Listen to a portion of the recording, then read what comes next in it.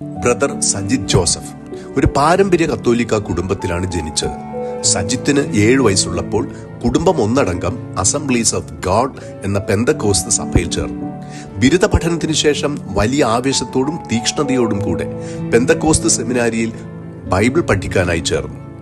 6 വർഷത്തെ നീണ്ട പഠനം, കൂടുതൽ കരുത്തോടും വീറോടും കൂടെ രാജ്യത്ത് അങ്ങോളം ഇങ്ങോളവും വിദേശ രാജ്യങ്ങളിലുമായി ശക്തമായ വചന പ്രഘോഷണത്തിന്റെ ഒരു ഭാഗം വീറോടെ കത്തോലിക്ക സഭയ്ക്കെതിരെയും വിശുദ്ധ കുർബാനയ്ക്കെതിരെയും പരിശുദ്ധ മറിയത്തിനെതിരെയുമുള്ള രൂക്ഷമായ വിമർശനവും കടന്നുകയറിയുള്ള ആക്രമണവുമായിരുന്നു. ഇതിന്റെ ഭാഗമായി യൂട്യൂബിൽ 320-ലധികം പ്രഘോഷണങ്ങൾ ചെയ്തിട്ടുണ്ട്. അങ്ങനെ ഒരിക്കൽ പ്രഭാഷണത്തിനായി പ്രാർത്ഥനാ മുറിയിൽ ഒരുങ്ങിക്കൊണ്ടിരുന്ന ഒരു രാത്രി, വിരസവും നിഷ്ഫലവുമായ കുറെ മണിക്കൂറുകൾ കടന്നുപോയി. പെട്ടെന്ന് എല്ലാം പൂർത്തിയായിരിക്കുന്നു എന്ന അർത്ഥം വരുന്ന തെത്തലസ്തായ് എന്ന ശബ്ദം മുഴങ്ങി കേൾക്കുവാൻ തുടങ്ങി. മുന്നിൽ തെളിയുന്നത് ക്രൂശിത രൂപവും വിശുദ്ധ കുർബാനയുമാണ്. അന്നുവരെ വെറുപ്പോടെ മാത്രം മനസ്സിൽ കണ്ടിരുന്ന കാര്യങ്ങൾ. തെത്തലസ്തായ് എന്ന വാക്ക് വീണ്ടും മുഴങ്ങിക്കൊണ്ടിരുന്നു.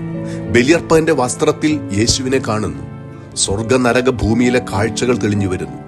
വിവരണാതീതമായ ഒരു അനുഭൂതിയിൽ ആത്മാവിൽ നിറഞ്ഞ് നീണ്ട 42 മണിക്കൂറുകളാണ് ഒരു ആത്മീയ അനുഭവത്തിലൂടെ സജിത്ത് കടന്നുപോയത്.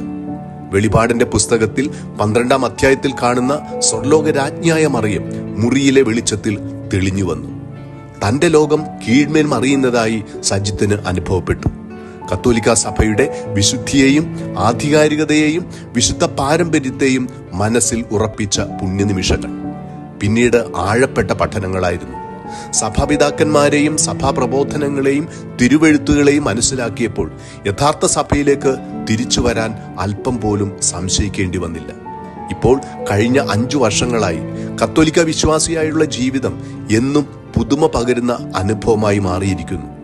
ഓരോ ബലിയും യേശുവിനെ അനുഭവിക്കുന്ന അനുഗ്രഹീത നിമിഷങ്ങളാണ് സജിത്തിന്. ജപമാലയിൽ ചൊല്ലുന്ന ഓരോ വാക്കും വ്യത്യസ്തമായ ഓരോ അനുഭവമായി തീരുന്നു. സഭയെക്കുറിച്ചും സഭാപ്രബോധനങ്ങളെക്കുറിച്ചും 3000-ലധികം വീഡിയോ പ്രഭാഷണങ്ങൾ യൂട്യൂബിൽ ചെയ്തു കഴിഞ്ഞു. ജപമാലയിൽ പരിശുദ്ധ അമ്മയോട് ചേർന്ന് ഈശോയെ നമുക്ക് ധ്യാനിക്കാം. നമ്മുടെ വിശ്വാസം കൂടുതൽ വ്യക്തവും തിളക്കവുമുള്ളതായി തീരട്ടെ.